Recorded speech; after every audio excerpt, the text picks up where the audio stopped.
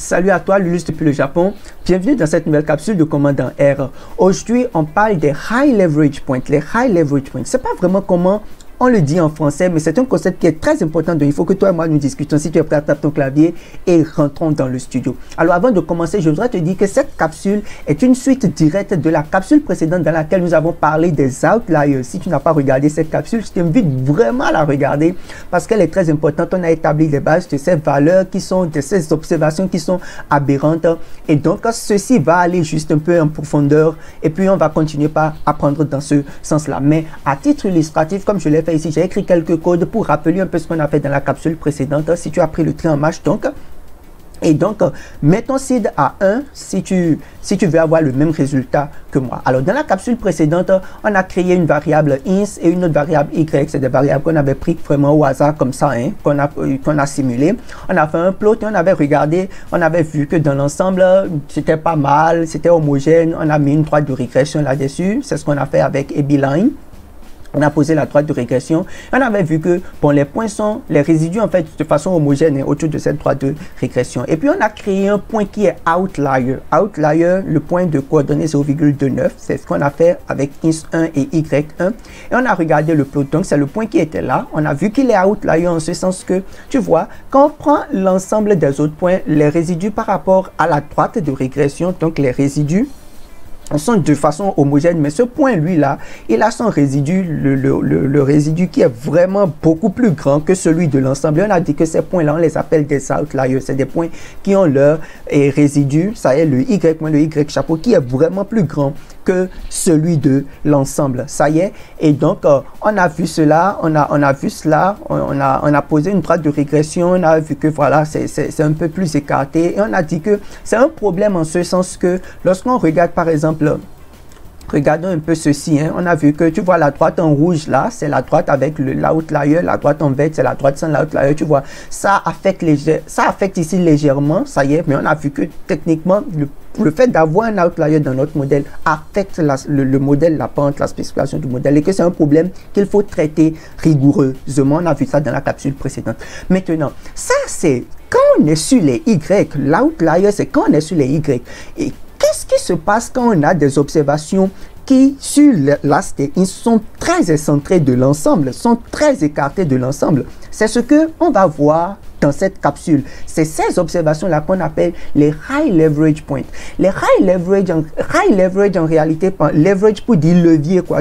On va le voir tout à l'heure. C'est des points qui affectent la droite de régression de façon exagérée. Et donc, quand on en a dans notre modèle, il faut les identifier, voir de façon très exacte ce qui est en train de se passer. Et c'est ce qu'on va donc voir. Alors, pour pouvoir le faire, je vais créer une variable que je vais appeler int2 et dans int2 je vais prendre int1 et ajouter quelques points. Regarde ici on a notre int qui va de 0 à 1. Ça y est, c'est de 0 à 1, c'est ça le range pour les int. Donc on va prendre des observations qui sont un peu plus grandes que 1.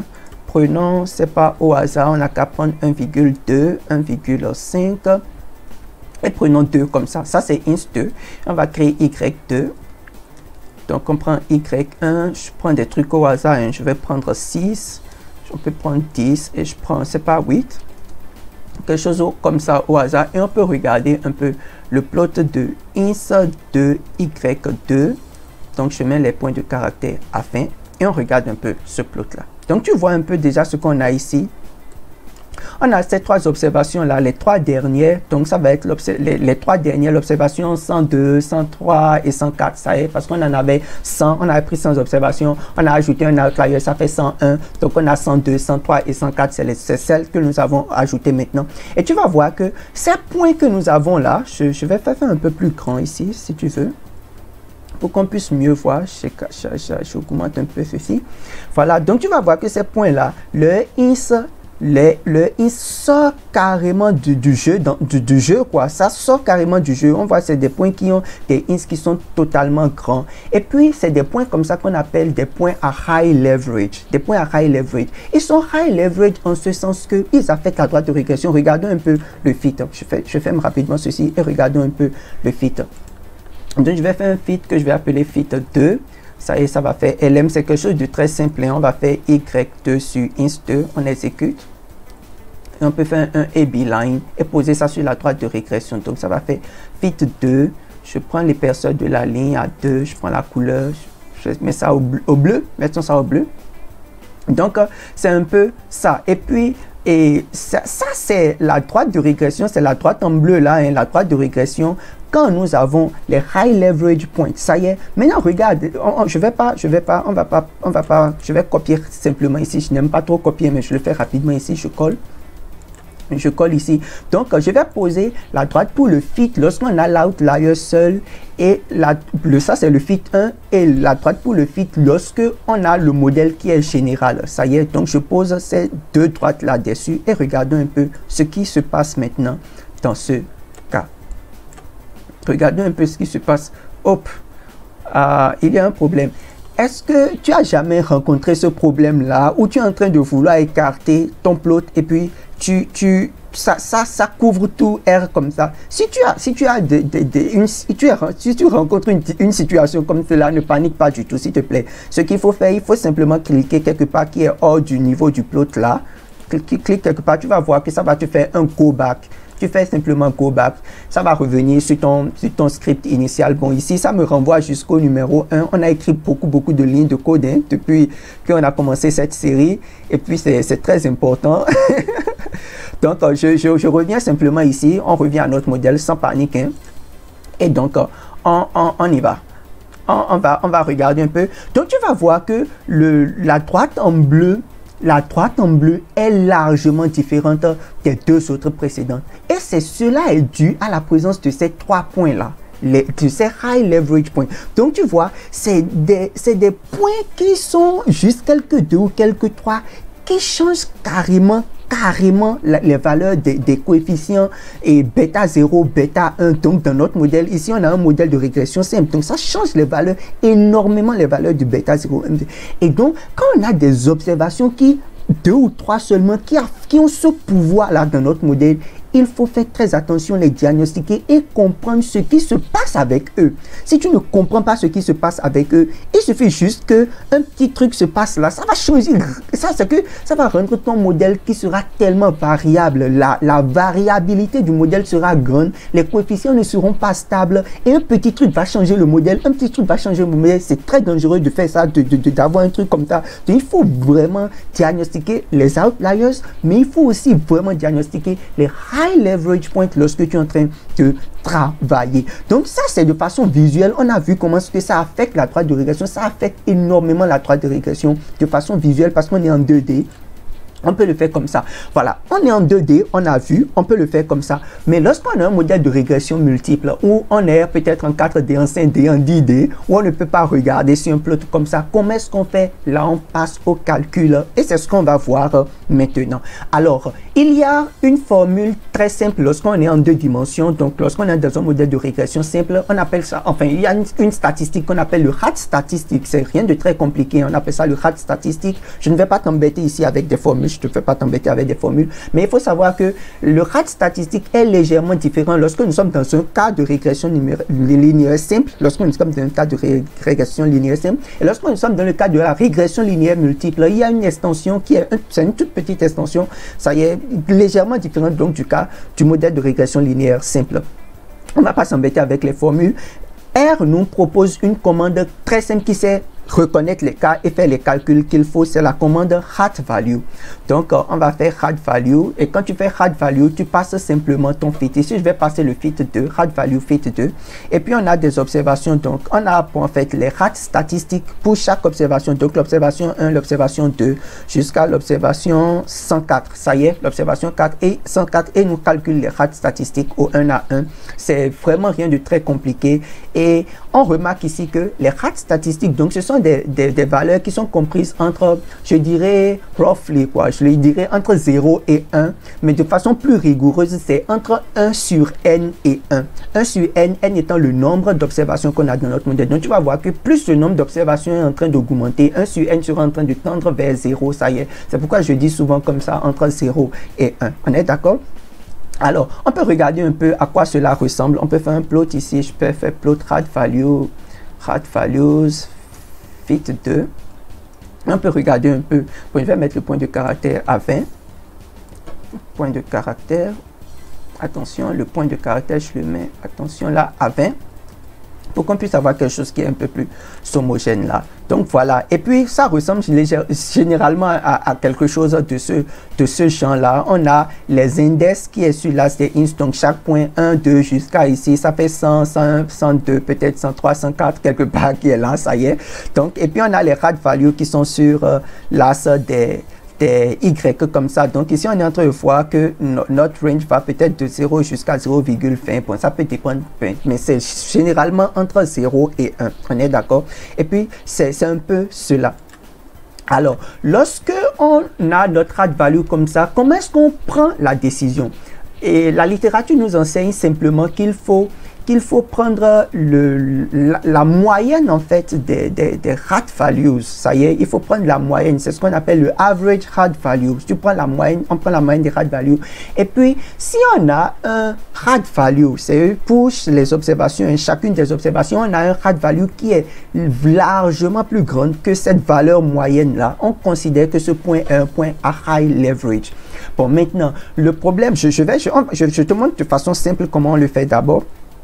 Pour calculer la valeur moyenne, c'est pas du tout compliqué. Il suffit de prendre le nombre de paramètres qu'on a dans notre modèle, qu'on divise simplement par le nombre d'observations. Ça y est, P, si j'appelle P le nombre de paramètres dans le modèle FIT2, puisqu'il s'agit d'un modèle de régression simple, on a juste deux paramètres, bêta 0 et bêta 1. On en a juste deux. Donc, je peux faire P ici égal à 2. Et N, c'est le nombre d'observations. Ici, on en a 104 dans le FIT2. Tu te rappelles, non? On en a 104. C'est quelque part là, et Y2.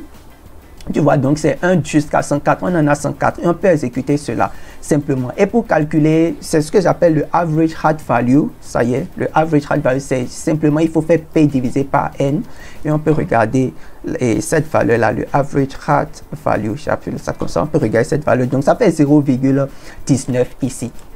Ça y est, donc ça fait 0,19 pour le average. Donc, et on dit cette valeur average là, si on a un rad value qui est vraiment plus grand que cette valeur là, on considère que c'est un high leverage point. Techniquement, c'est ça, mais c'est quoi vraiment plus grand? Highly great, like extremely great. C'est quoi vraiment plus grand? Alors, certains auteurs nous proposent de prendre 2 fois la valeur moyenne. C'est 2 fois la valeur moyenne. Donc, si on a un rad value qui est 2 fois plus grand que la valeur moyenne, on va le considérer comme un high leverage point. Maintenant, d'autres auteurs disent qu'il faut prendre 3 fois la valeur moyenne. Ça y est. Donc, si je considère par exemple 2 fois la valeur moyenne, je fais un truc du genre.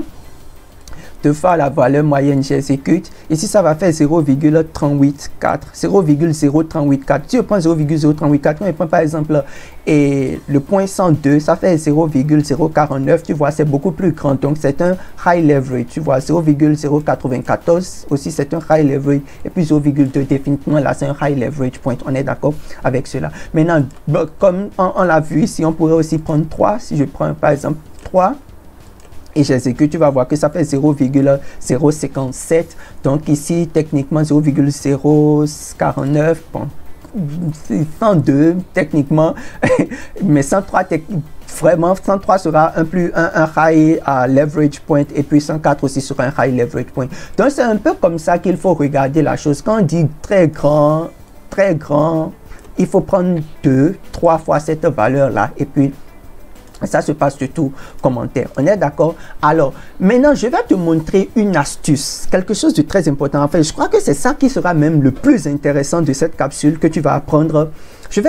On va écrire une fonction, ça y est, qui va nous permettre, quel que soit le modèle qu'on a, de pouvoir nous faire un plot et de choisir, de regarder visuellement quoi, de choisir et puis de faire des choses qui sont plus intéressantes. C'est ce qu'on va voir tout à l'heure. Et si on fait cela, ça va être un grand plus à mon avis. Ça va être un grand plus. Je vais appeler ça graph rat. Ça y est, pour dire que c'est un graphe pour les rats. Je vais appeler ça et on va écrire une petite fonction. Ça va être intéressant. Je vais appeler le paramètre modèle. On va écrire une petite fonction. Je vais appeler le paramètre modèle. Et donc, à l'intérieur de la fonction, on va lui dire de nous calculer la moyenne. On va lui dire de nous calculer le average rad value. Ça y est. Et on va lui dire de nous poser ça sur notre graphe et de nous permettre de pouvoir l'identifier. C'est ce qu'on va faire. Donc, pour le P, puisque c'est le nombre de paramètres, je vais prendre simplement length, je vais écrire length et on va prendre les coefficients. Donc coefficient et on va petit le modèle, ça va être le P. Et pour le N, on va prendre length aussi. L'astuce que je vais utiliser les fitted values. Ça y est, et pour le modèle, on va prendre cela et puis ça va se faire simplement. Et je vais dire de me faire un plot comme je l'avais fait précédemment là, comme on l'avait fait précédemment. Donc on va dire on va faire un plot de height values. On peut le faire comme ça, hein. Et on va dire height values et modèle, ça y est. Et on va dire de mettre le point de caractère à 20. Et qu'est-ce que je peux aussi faire sur le main? On va dire que ça va faire, bon, c'est pas, hein, je vais écrire comme ça, valeur. J'écris quelque chose du n'importe quoi, hein, valeur height, ça y est, par index, quelque chose comme ça, n'importe quoi. Valeur du height value, par exemple, valeur height par index, quelque chose, n'importe quoi, ça y est, on y va. Voilà, donc ça va faire ça pour le plot. Et lorsqu'on a donc notre plot qui est fait comme ça, on peut aller à la ligne. Je voudrais déjà qu'on commence par regarder un peu à quoi ceci ressemble. On n'a qu'à regarder un peu à quoi ceci ressemble. On a cela et on peut faire graph. On peut faire graph height. On va mettre le fit 2 peut-être. Voilà, ça marche déjà très bien. Donc, on a valeur height qui ajoute. C'est ça qui nous montre techniquement que on est en train de faire quelque chose de différent de ce qu'on avait fait précédemment. Donc, notre fonction a déjà commencé par marcher. On a le plot. Donc, quel que soit le fit que je fais maintenant, s'il suffit juste de faire mon modèle de régression, je fais le fit et je passe, il va me faire sortir cela. Maintenant, ce que je vais faire ici, on va ajouter les lignes au niveau de 2 et au niveau de 3 pour voir si ce point est un high leverage ou s'il n'est pas un high leverage. Donc, je vais faire AB line. Simplement, je vais prendre H sur l'horizontale et on va prendre 2, 3, comme ce que la littérature nous recommande. Donc, on va multiplier par N, P divisé par N. Et qu'est-ce qu'on peut faire? Je vais prendre le type line à 2, le type ligne à 2 et peut-être la couleur, je le mets au bleu. Je vais mettre la couleur au bleu. Et puis, ça va être un AB line qu'on va poser dessus. Ne pars pas, hein. Tu vas voir que ça va être très intéressant. Ça va être très intéressant. On va faire un AB line et on pose dessus et j'exécute. Regarde. Si je fais cela, parfait. Donc, on a quelque chose de ce champ-là. On a quelque chose de ce champ-là. Et on regarde bien. Donc, le premier trait en bleu là, c'est lorsque on a 2 fois la valeur de height. Et le deuxième trait en bleu, c'est lorsqu'on a 3 fois la valeur average, la valeur du average, quoi. 2 et 3 fois la valeur du average. Et on a quelque chose du genre. Donc, lorsqu'on voit par exemple, ici que lorsqu'on a on considère par exemple 2 fois le average, et on a ce height value là qui est supérieur au 2, ça y est. Donc, quand on considère juste le 2 fois le average, on a ceci qui est un high leverage point, ce point aussi qui est un high leverage point et ce point qui est un high leverage point. Maintenant, si on considère 3 fois la valeur de la moyenne, la valeur du average, ça y est, pour le cut, ça y est, le threshold qu'on est en train de prendre, à partir d'où on va dire que le point est un high leverage point, ça y est. Donc, si on considère 3 fois, c'est seulement ces 2 points-là qui seront considérés comme des high leverage points. Celui-là, il est en dessous, donc il sera dans la marge. Donc, on peut déjà faire un truc comme ça pour visualiser. Et donc, pour pouvoir prendre notre décision. Maintenant, tout à l'heure, j'étais en train de dire ce point et ce point, on peut identifier ces points-là. Donc, on va utiliser Identify. Simplement, quoi. On utilise Identify. Donc, celui-là, c'était int, ça va être l'index de 1 jusqu'à n. Et puis, celui-là, c'était y, ça va faire le height value de notre modèle. Donc, height value mode. Et puis, je ne sais pas, j'ai envie de mettre l'extension du caractère à 0, je sais pas, je vais mettre ça à 0,5, un truc comme ça. Donc ça, c'est pour que quand je vais cliquer dessus, ça puisse me donner les valeurs qui sont relativement petites. Et j'exécute ce truc. Donc tu as vu, ce qu'on est en train d'apprendre en réalité, on est en train de créer une fonction et on l'a étoffée au fur et à mesure pour pouvoir avoir quelque chose qui est consistant, quelque chose qui nous permet d'identifier nos points. On est d'accord? Et donc j'exécute le graphe, je l'ai fait comme ça et puis on peut regarder un peu ce qui se passe. Alors, ce qui est intéressant à ce niveau, c'est que, tu sais, puisque j'ai mis Identify dans la fonction, à chaque fois que je vais exécuter, ça va me renvoyer un truc interactif, quoi. Ça y est. Et donc, j'ai mon curseur qui est là, que je peux poser sur les points. Je le pose quelque part là, je le pose quelque part là, et je le pose quelque part là pour identifier mes points. Et quand je finis, je fais simplement finish. Et tu vois, R me fait un travail formidable. Il me fait un travail formidable. J'adore ceci, quoi. J'adore ceci, simplement. Quelque chose de très formidable. Donc, on a notre threshold qui est dessiné. On a l'observation 102, l'observation 103 et l'observation 104. C'est les 3 points qu'on a ajoutés à notre modèle tout à l'heure, n'est-ce pas? Et il nous dit clairement que lorsqu'on considère 2 fois la moyenne, l'observation 102, 103 et 104 sont des high leverage points. Et lorsqu'on considère 3 fois la moyenne, on a 103 et 104. Donc, on peut utiliser Identify pour identifier nos points et puis travailler avec ça convenablement. Donc, ça là, par exemple, ce qu'on a ici, c'est forcément une très belle fonction qui va nous permettre à chaque fois d'utiliser et puis de pouvoir regarder si on a des high leverage et si on n'en a pas dans notre modèle. Et puis, ce qui est encore plus intéressant à ce niveau, puisque c'est une fonction, je peux mettre par exemple le fit 1. Je peux mettre le fit 1 et j'exécute. Le fit 1, c'est le modèle où on avait seulement l'outlier. Tu te souviens, avec le fit 1, où on avait l'outlier, on a quelque chose de ce genre. Bon, je ne vais pas identifier, je vais faire directement finish. Donc, il va me mettre integer 0, je ne vais pas identifier. Ça y est. Mais à ce niveau-là, déjà, on voit qu'on a seulement le 2 fois la valeur de la moyenne qui est le threshold à 3. En fait, il n'y a pas de rate value qui soit supérieur à 3 fois la valeur dans le cas qui est ici. Ça y est, donc, si par exemple on devait considérer de façon rigoureuse que notre threshold sera 3 fois la valeur du average rate value, ça y est, 3 fois, on va dire ici que techniquement, il n'y a pas de high leverage point dans notre modèle. Ici, il n'y a pas de high leverage point dans notre modèle. Bon, maintenant, si on va considérer 2, et puis généralement dans la littérature, c'est 3 qui est considéré, je crois, 3 qui est considéré. Donc ici, on peut fermer les yeux sur ce modèle-là et voilà. Et bon, maintenant, bon, je ne sais pas, hein, je vais supposer, si on prend le modèle 1, le fit sans l'outlier, le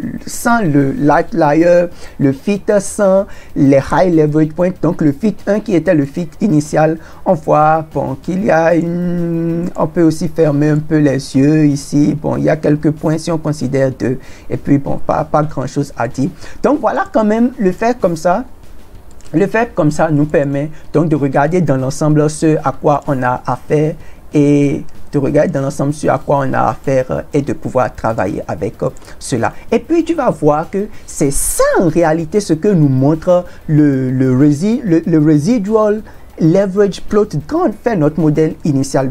Regarde, si je fais plot fit 2, si je fais plot fit 2 et j'exécute ici là, je fais en enter hit.